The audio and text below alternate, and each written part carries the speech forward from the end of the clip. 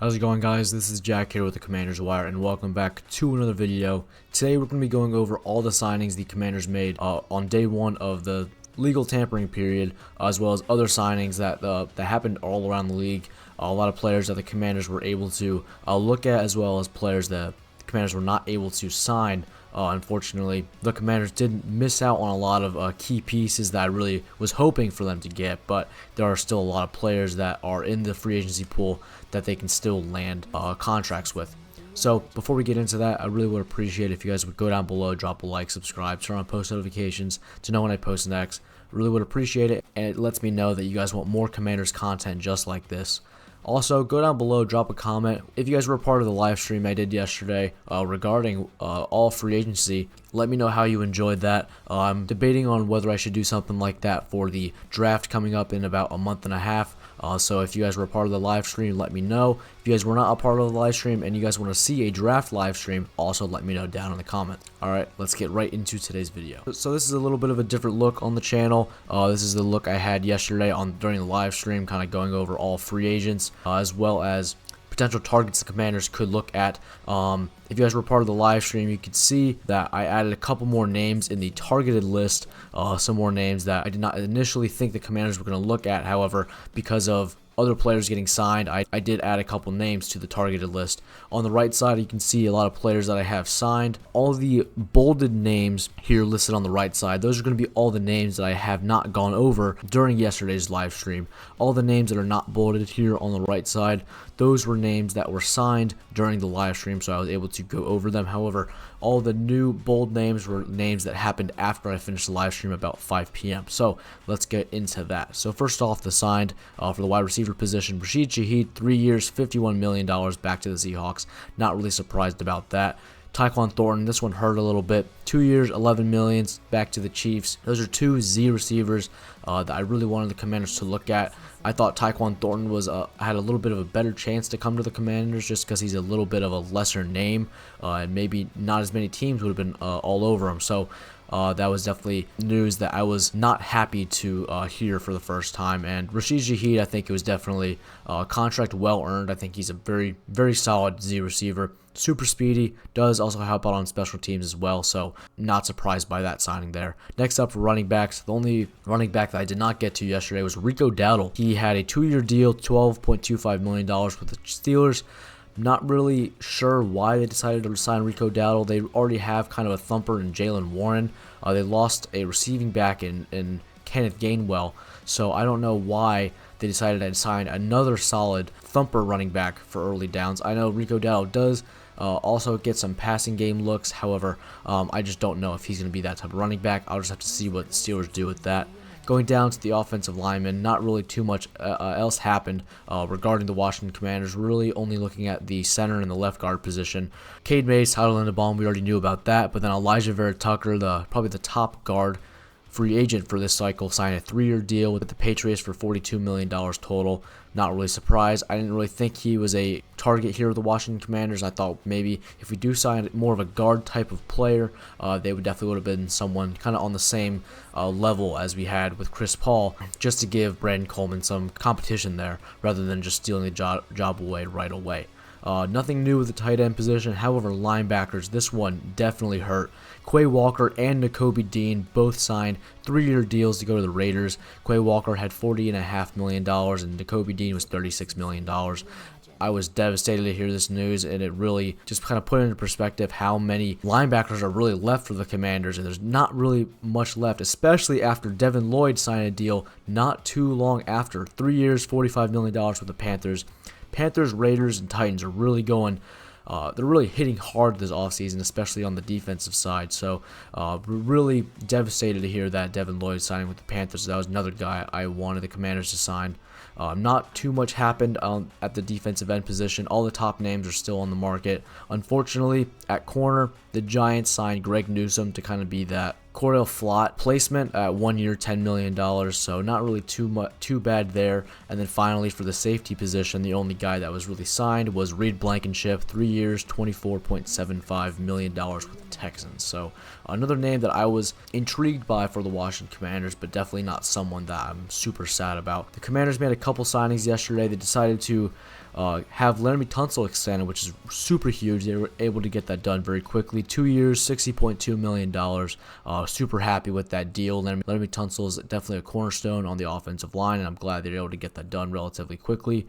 Marcus Mariota, 1 year, I think it was $7 million, up to $11 million.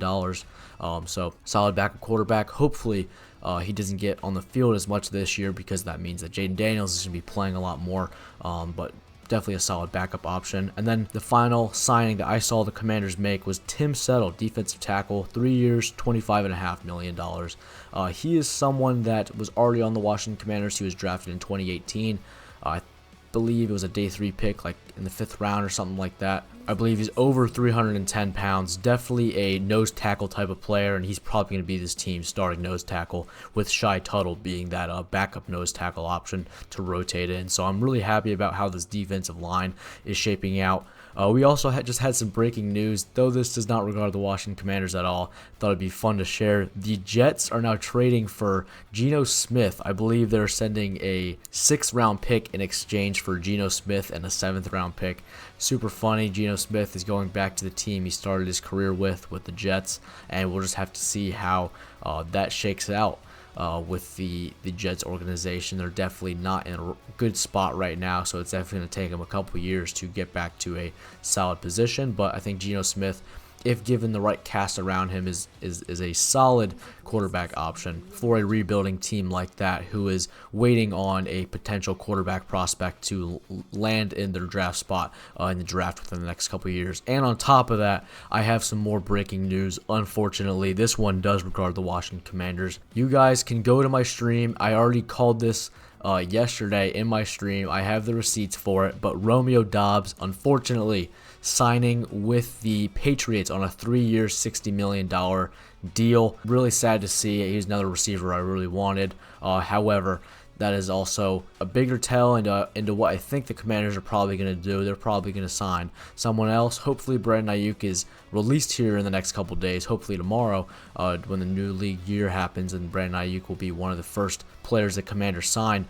after the new league year starts. So unfortunate, Romeo Doubs is now off the market. There you go. I just updated my spreadsheet here with all the signings. So I called this. I knew this. I was not 100% sure this was going to happen. However, I was pretty certain that Romeo Doubs is going to go to the Patriots, especially after they decided to let go of Stephon Diggs, and they were struggling to find a trade that made sense to get A.J. Brown. So Romeo Doubs going to the Patriots. And I guess speaking of that, we can go over some more targets the Commanders could look at. I added a lot more just because the first wave of signings on day 1 shook out the way that it did. So we're going to go over each positional group I have already.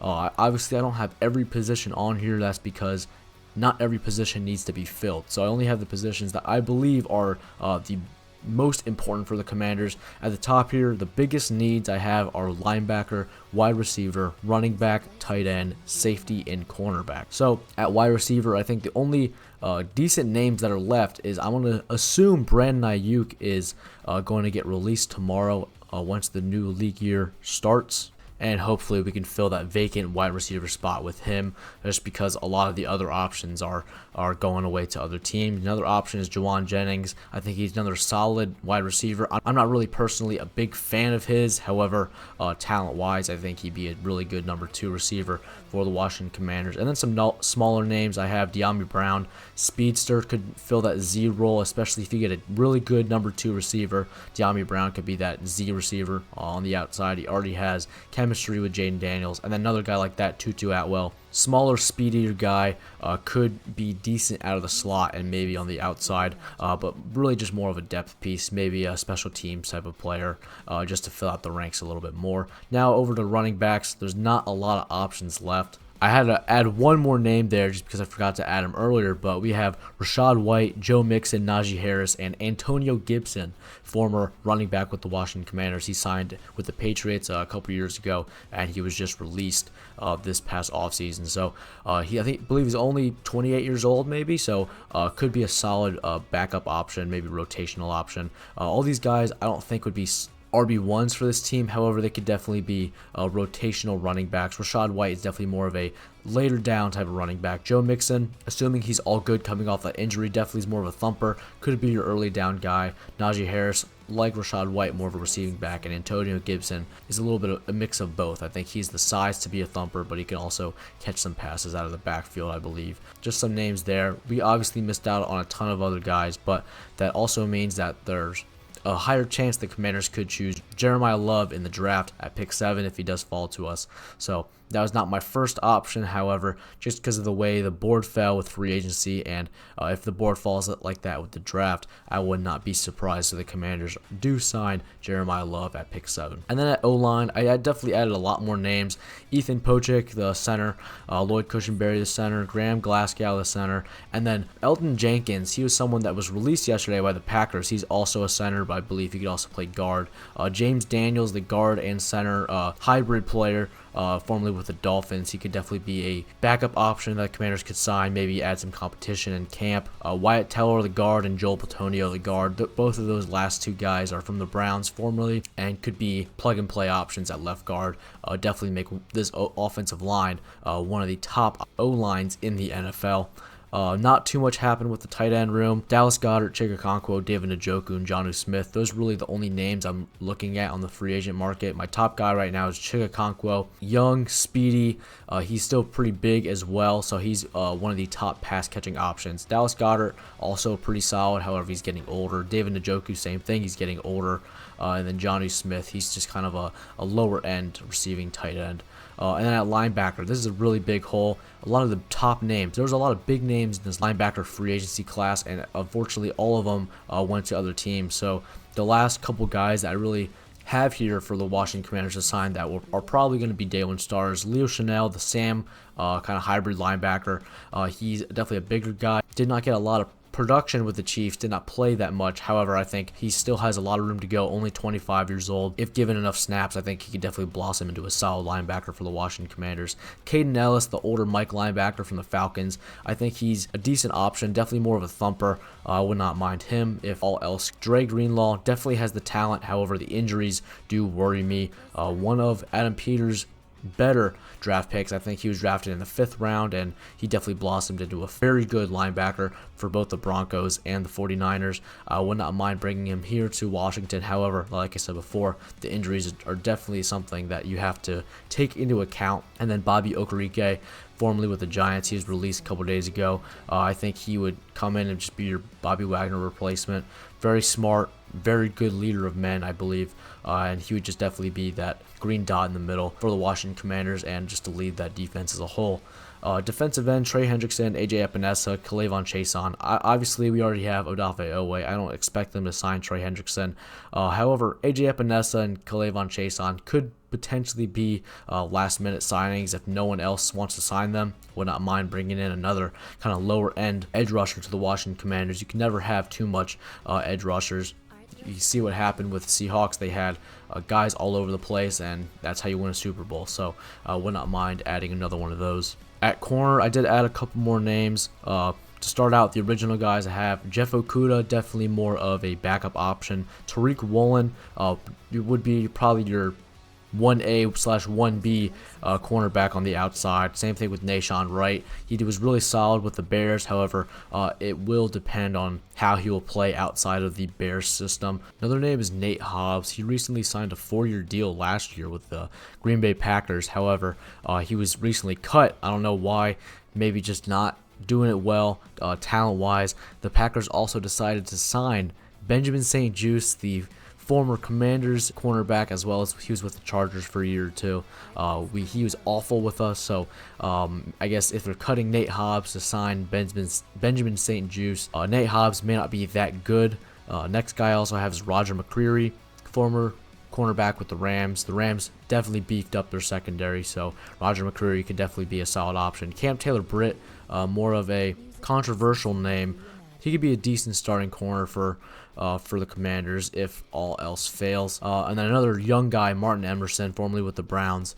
He definitely has not shown a lot, however, given some more time to develop, especially with Cam Taylor-Britt. Both those guys, given more time to develop, could be solid starting corners for your organization. And finally, with the safety position, not really many safeties signed besides kind of your top guys, and a lot of the bigger guys that I was intrigued by with the Washington Commanders are still on the market, being Geno Stone, Andre Sisco, CJ Gardner-Johnson, definitely more of a nickel corner type of safety, but he's also still there. Nick Cross, formerly with the Colts, he's also a big name that I really want the Commanders to sign. Same with Ronnie Hickman, formerly with the Browns, I really like him. Tavir Thomas, more of a veteran safety, formerly with the Vikings. Donovan Wilson, definitely also a veteran safety, formerly with the Dallas Cowboys, and he was also there with Dan Quinn. And then another young guy, Jaquan Brisker, formerly with the Bears. Same thing with Nashawn Wright. We'll just have to see what type of player he is outside of the Bears system. So a lot more names the Commanders could look at, especially day 2, day 3, as we get working here in the free agency cycle. A lot of names came off the board, a lot of names the Commanders were not able to land. However, they did their best. They were able to get a couple young guys, including Odafe Oweh, who was my top target for the Washington Commanders, and I was very happy they got that deal done. And then they have some more pieces they can add to the free agency class and to the roster that will play more specified roles for the Washington Commanders. So let me know down in the comments, who are some names that you guys want the Commanders to sign up next for the Washington during this free agency.